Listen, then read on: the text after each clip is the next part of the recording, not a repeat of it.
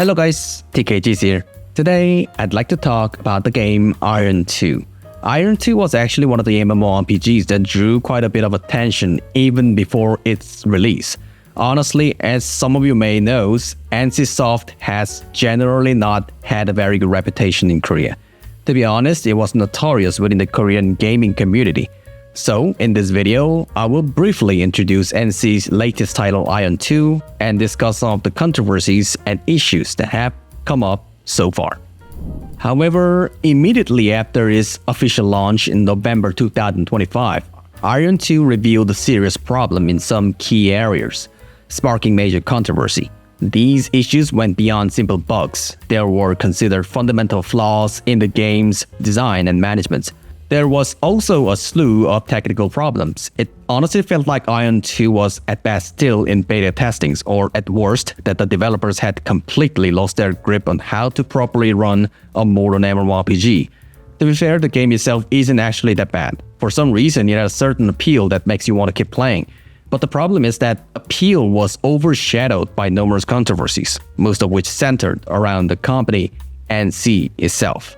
Let's start with the controversies that arose right at the release. The easiest topic to discuss is trust. Even before its release, many people viewed Iron 2 with skepticism, mainly because of the reputation NC had built over the years.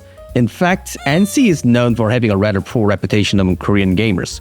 Many outsiders would ask, why do Korean players just accept these expensive business models? But the truth is, we don't. Even many Korean players consider NC's business models to be notorious. And you really cannot talk about NC games without mentioning these business model issues. Even before Iron 2's launch, NC repeatedly stated that they would never add such controversial business models. The problem was this was a promise they made several times beforehand. But as soon as the game launched, they immediately broke that promise by introducing those very business models.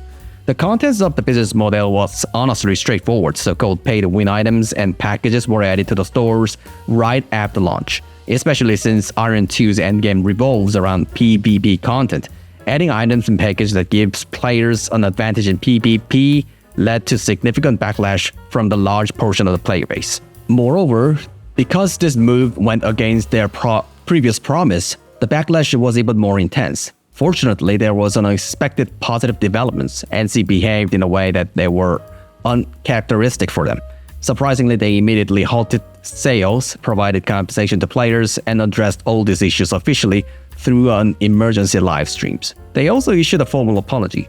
Iron 2 features a core PvP reward system called Obis Points. To acquire endgame gears, players need to earn and spend these consumable Obis Points, which allows them to gear up more quickly. The problem was that the implementation of this system for actual players was poorly handled. In Iron 2, there are two opposite factions, Asmodean and Ilios, similar to the Horde and Alliance in World of Warcraft. Obis points are earned primarily through the PvP system, which means defeating players from the opposite factions grants these points. These is where the issue originated. For example, imagine if a level 1 player received the same number of Obis points for defeating a high-level, much tougher opponent. That scenario actually happened in Iron 2, and players were able to exploit it.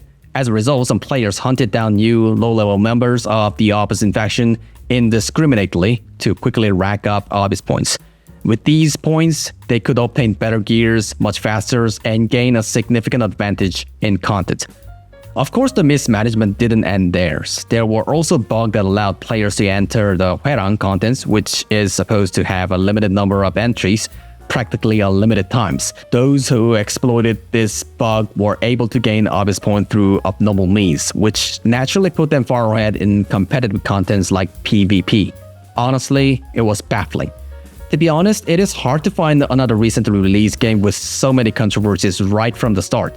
The sheer numbers was overwhelming. Still, it was impressive that the developer responded quickly as soon as these abuses came to light. Typically, NC would have ignored such issues, but perhaps because the company's reputation was on the line, they acted fast this time. Honestly, if I dig into the technical issues, there would be no end, so I've tried to narrow down the controversies to just a few. To be honest, there are actually more problems than these, but for now, let's just address these ones. Honestly, I'm not even sure whether to call these technical problems or just absurd personal experience. It is hard to tell the difference. For example, the server queue randomly getting longer or shorter at will, the shop bombarding you with notification for all kind of daily items, characters combat animation reuse issues, and systems that are just unmanageable. Honestly, showing you would be better than explaining. Would you believe it if I told you this is what actual PvP looks like? You can tell what's happening, right? You are absolutely right. I have no idea either. Whether it's because of server overloads or system overload, it is shocking that this is happening even with enemies standing right in front of you. What is supposed to be happening is that you see your attacks going toward the enemy, but instead nothing shows up. So honestly, it is impossible to predict the outcome of these large-scale PvP battles. And the most surprising part is that this is supposed to be the game's main content. Beyond that, there were plenty of other problems too.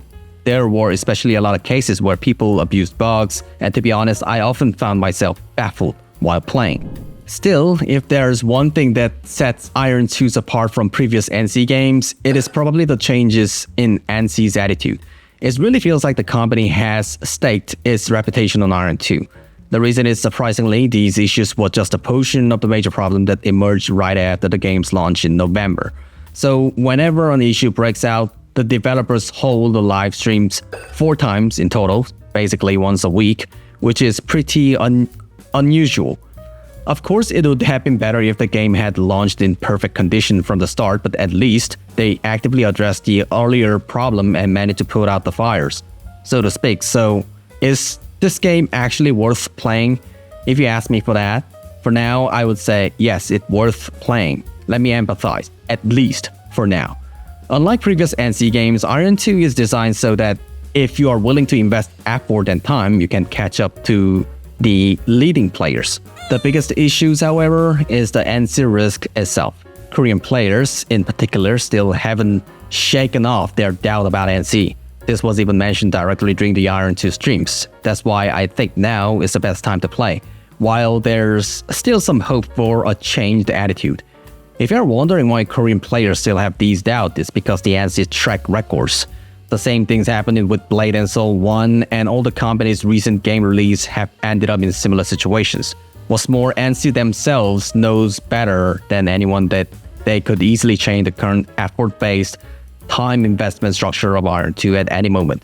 Many Korean players probably think the same. After all, NC was essentially the first company in Korea to create a model where you could buy the time with money.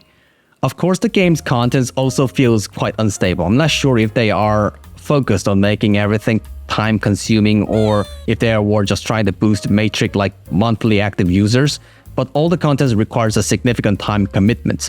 Remember that PvP where you couldn't see anything happening? You have to play for at least 2 or 3 hours just to finish your one match. So, although there are still plenty of risks if you just want to enjoy the game casually for a while, now is probably the best time to try it. Well, anyway, that's it for today's videos. Thank you so much for watching. I hope this video was helpful in giving you some insight into the game. I wish everyone have a wonderful day.